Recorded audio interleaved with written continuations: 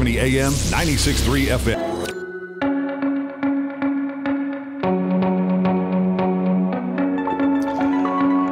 All right, 6 minutes after 11 o'clock. Thank you for tuning in. Robin, you grew up in Wisconsin. You know what it's like to have snow outside, right? Yes, I do.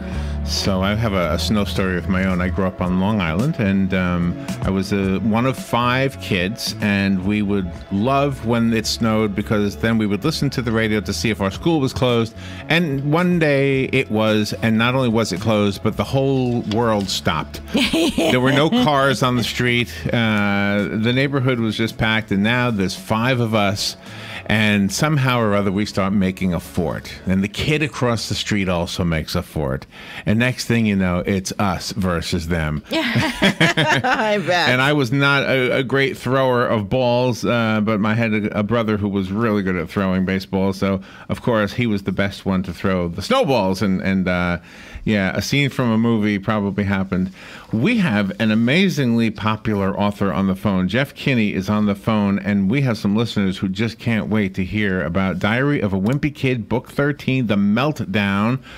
Jeff is the creator of the Diary of a Wimpy Kid series. He's also the creator of Pop Tropica, and an award-winning, best-selling author. How is it to be this popular, huh? Jeff Kinney, good morning, Jeff. This is an honor for us. Hey, it's an honor. Thank you so much for having me. Oh, my gosh. Where are you right now? I am in Boston in a studio, waiting for the snow to come. Is that where you grew up? Did you grow up in Boston? I didn't. I actually grew up in Maryland, in Fort Washington, Maryland, which is a suburb of Washington, D.C., and this that you were describing, of the snow wipeout and the snow fort, all that is very familiar to me. So can we talk a little bit about the beginnings of Diary of a Wimpy Kid? How did this start for you, and were you surprised by its success? Yeah, I've been very surprised by its success. I started off wanting to become a newspaper cartoonist, and that didn't work out for me. I tried for years to get into newspapers, and I decided I had to go a different way. So I had this idea for Diary of a Wimpy Kid, which is the idea of putting cartoons into a book, into a journal format.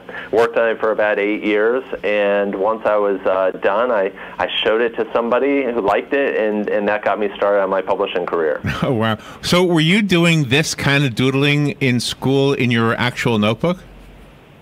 Yeah, I was. I have ADD. I had it. I have it now. It's very hard for me to attend a meeting or listen to somebody or to just be doing one thing. So when I was a kid in school, I would draw all the time, and it's the way that I listened to the teacher. The only way that I could listen to the teacher. That actually makes a lot of sense to me. Yeah, I can see that. Yeah, it's kind of like I can listen to like a podcast better when I'm driving than if I'm just sitting at home. Because I'm doing something. I'm doing something else, right? Yeah, and all your good ideas come when you're mowing the lawn or taking a shower, so there's something about that. I used to just ride around my cul-de-sac in a circle on my bike, just ride for hours. Oh, my gosh. Yeah, because I'd much rather be doing that than mowing the lawn, And Diary of a Wimpy Kid yourself relates to the other young readers because there's always somebody that's doodling in school. Yeah, that's true. I know a lot of kids who are like me, including my own sons, who their notebooks are filled up with doodles. Oh, wow. So everybody seems to know Greg. Tell me who Greg is, and is he you? Greg is a Wimpy Kid. He is me as a kid. I remember one time when I was a kid, well, not one time, this is many, many times over many summers, I was on the swim team, and I used to go and hide in the locker room, hide from my coach, and I'd be freezing in there, sitting in my Speedo, so I'd wrap myself in toilet paper to prevent hypothermia. I think that's where Greg Heffley was born. Oh, wow. Wow. In toilet paper. Did it work? Did it warm you up? You know what? It turned me into a best-selling author. That was your cocoon. Yeah, that's how you transformed. And because Diary of a Wimpy Kid goes all over the world and is translated into different languages, you're very relatable because children are children all over the world. Yeah, that's really well put. I think that's been one of the biggest surprises to me is that these books travel. I think it's because kids are the same mostly all over the world, and they're really sharing the same childhood. I think childhood really is universal. So tell us about this particular story. We kind of gave a hint, obviously, with the snow reference. What happens in the Meltdown? Yeah, it's exactly as you described. Somebody puts up a snow fort, then somebody else does, and all of a sudden they're all over the place, and the next thing you know, you've got Game of Thrones. How does it feel? I don't have this experience, so I have to live vicariously. How does it feel to have a #1 book? It feels great. It feels it's very exciting. And then, of course, you always are afraid, boy, I don't know if this is ever going to happen again. I should enjoy this. So I remember when I got on the New York Times bestseller list, my wife and I were jumping up and down on a bed in a tiny, tiny house, and just as excited as we possibly could be. And your publisher really takes good care of you. We had to sign a 3-page non-disclosure agreement when we booked you, or else you couldn't come on the air today.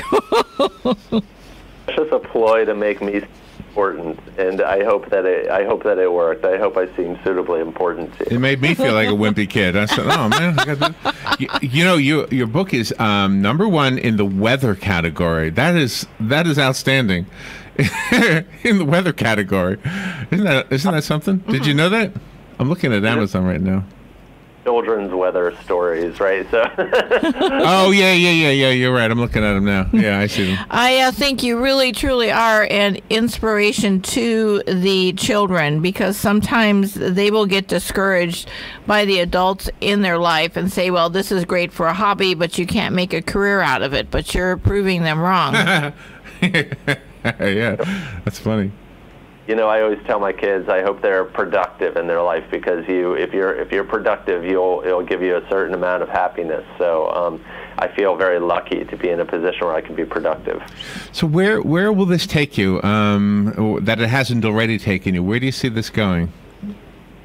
That's a great question. I think we're going to get into television next, so we're developing a TV series. We've already developed a musical that I hope is going to get bigger and better, and maybe one day land on Broadway. And then the book continues to take me all over the world. I'm going to go all over Asia in a year or two, and so I'm really getting to the book's sort of like a passport to me. It opens all sorts of doors. How exciting is that? Wow. Jeff Kinney, it's an honor again to have you on the show with us. I have a copy of this book, and watch the phones light up now, Robin. Yeah. I have Diary of a Wimpy Kid, The Meltdown. This is number 13, am I right? So yeah, but it comes with a 3-page NDA that you're going to have to sign. Call us here at the radio station. We'll make sure it stays here for you. But we only have one, so the rest of us have to go buy it. Let's see. I found it on Amazon. Do you have a website that you want to recommend? Yeah, wimpykid.com, and on Twitter I'm at wimpykid. Easy enough, right? Jeff, thank you so much for being on the show with us today. Are you there?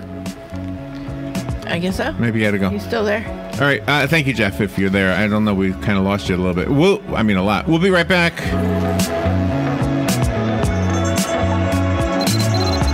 Jan Marino, and it's my great honor to represent Palm Garden as the winner of the Best of the Best contest for rehab 2 years running. Woohoo! It's not easy to meet the needs of our guests, learn their life stories, and exceed expectations, but that's our goal every single day with every